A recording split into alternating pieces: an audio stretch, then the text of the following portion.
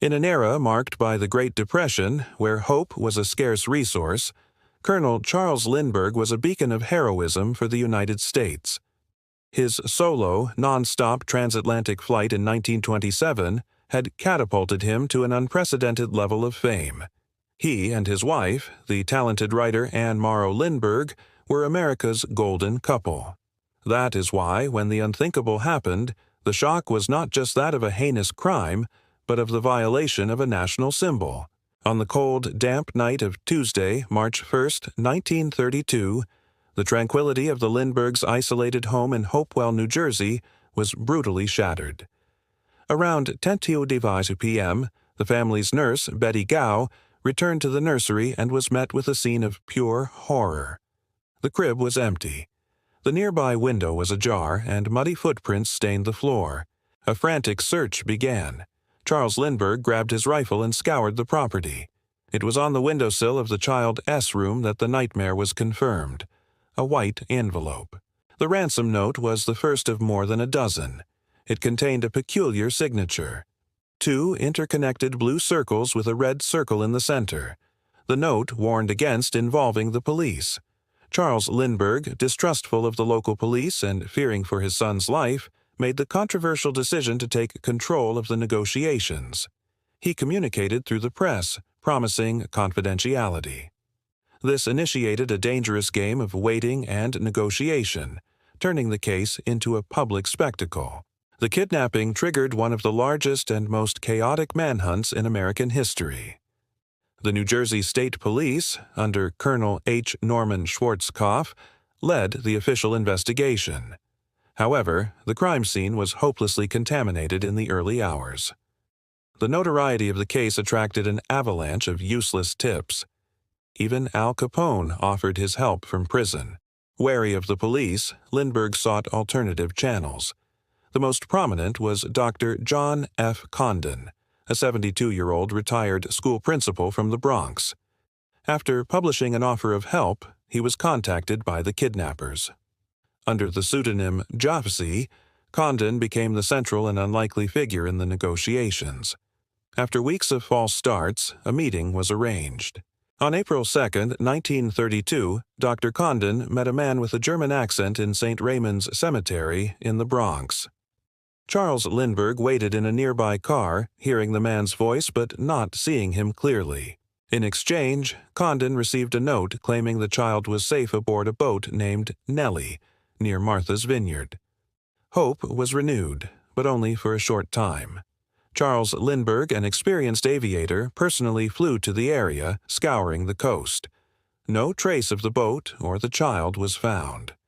The harsh reality set in. They had been cruelly deceived.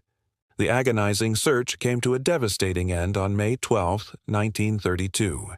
A truck driver pulled over on the side of a road just 4.5 miles from the Lindbergh home. As he walked into a wooded area, he made a horrific discovery: the badly decomposed body of a toddler. Charles Lindbergh was called for the difficult task of identification. He was able to identify his son by a unique overlap of his toes and the homemade shirt he was wearing. The autopsy revealed a massive skull fracture, determined to be the cause of death. The most likely conclusion was that the child had died on the very night of the kidnapping, possibly from an accidental fall when the ladder broke. The investigation now focused on 2 key pieces of evidence: the ladder and the ransom money.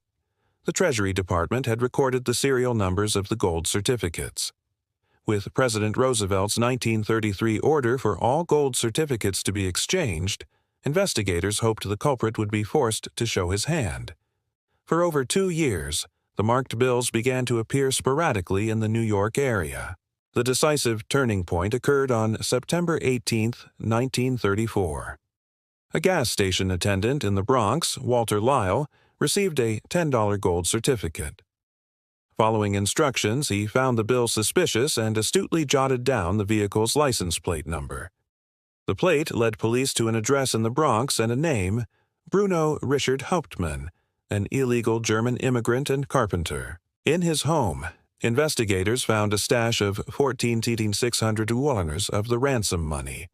The trial of Bruno Hauptmann which began in January 1935, was an unprecedented media spectacle. The prosecution built its case on a weave of circumstantial evidence. First, the ransom money found in his garage.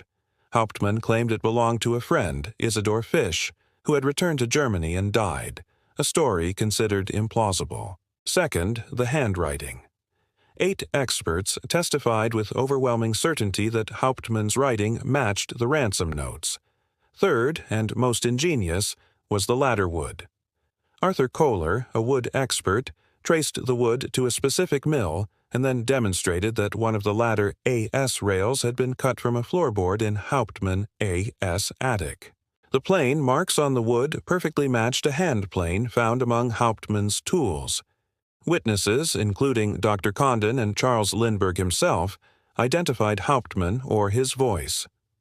On February 13, 1935, the jury returned its verdict: guilty of first-degree murder. The sentence was death. After all appeals were exhausted, Bruno Richard Hauptmann was executed on April 3, 1936. To his last breath, he maintained his innocence. The impact of the case sparked a seismic shift in American law. In June 1932, Congress passed the Federal Kidnapping Act, widely known as the Lindbergh Law. It made kidnapping a federal crime, granting the future FBI the authority to investigate such cases and transforming the landscape of law enforcement. Despite the conviction, doubts and conspiracy theories persist.